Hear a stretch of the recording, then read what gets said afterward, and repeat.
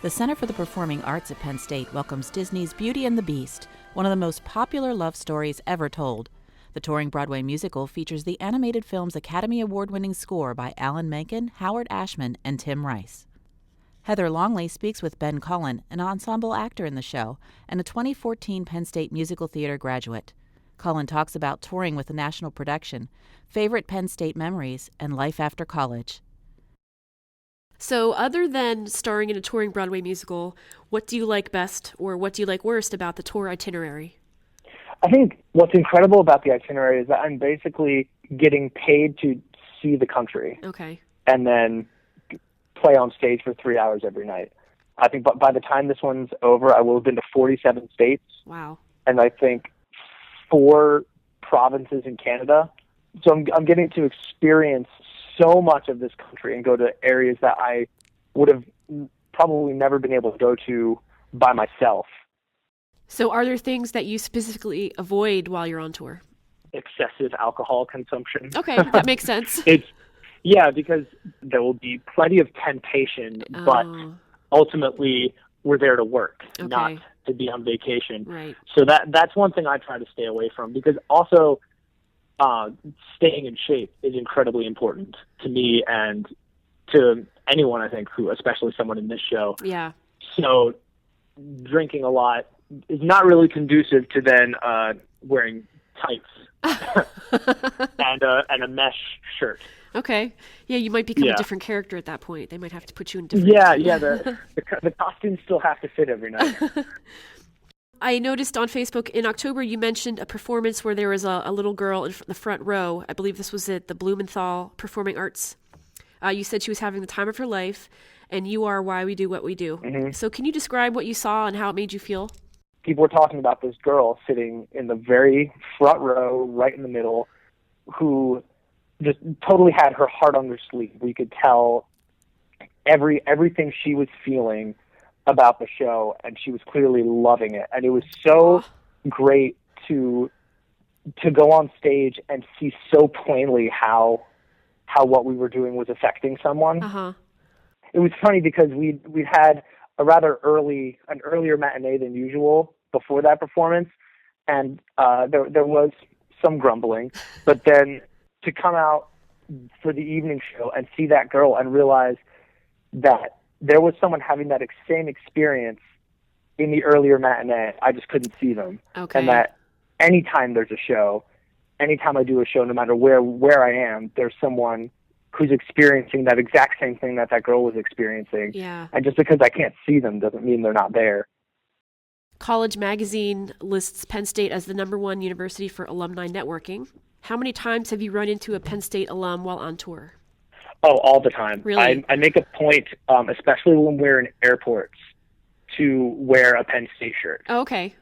No matter how grumpy they are, I always yell "We are" at anyone I see who's wearing any sort of Penn State paraphernalia. And sometimes it's funny because they're clearly not from Penn State because they don't know what to do when some strange man yells "We are" at them. Okay.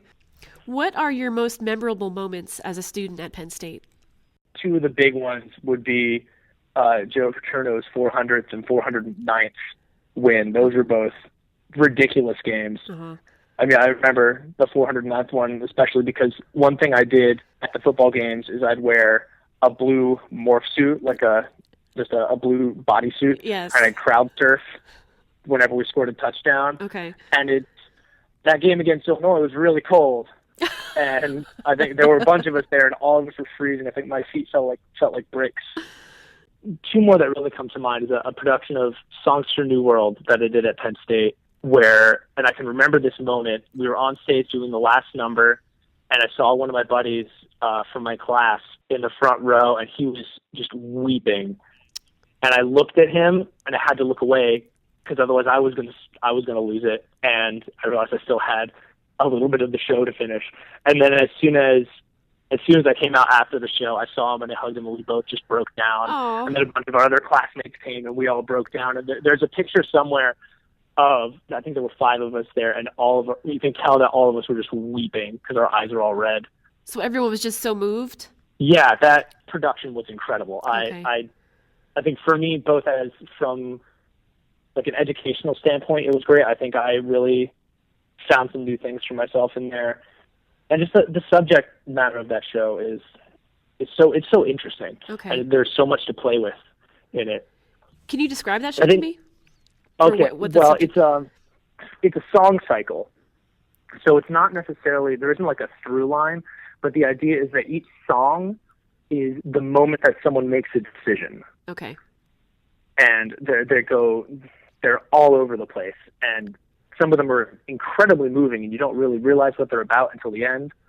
I think my favorite Penn State memory has to be, though, the day I found out I was accepted, because I was actually on the wait list for the musical theater program, and the deadline is May 1st to find out if you got in somewhere. Uh-huh. And on April 30th, I got pulled out of a quiz in high school because Carrie Lipkin was on the phone to offer me a spot. That blew my mind. That is amazing. Crazy. I didn't get anything done the rest of that day because I was like in a daze. So looking back now at your experiences at Penn State, and now you're employed in the theater world, what would you say to your younger self? Really just that it's going to be awesome. Okay. Because, I mean, I've had I've been lucky, definitely been very lucky, because I've had pretty decent success early on in this career, and there's always doubt. I would tell myself that, hey, it's gonna be okay. You're not gonna have to worry immediately about what you have to do. Because I mean, some people say, "Oh, Ben, how's the real world?" And I say, "Well, I'll let you know, because I don't feel like Tori is yet. I'm not in the real world yet.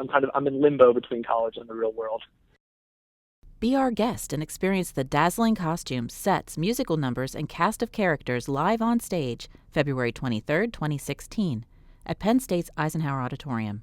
For tickets or information, visit cpa.psu.edu or phone 800-ARTS-TIX.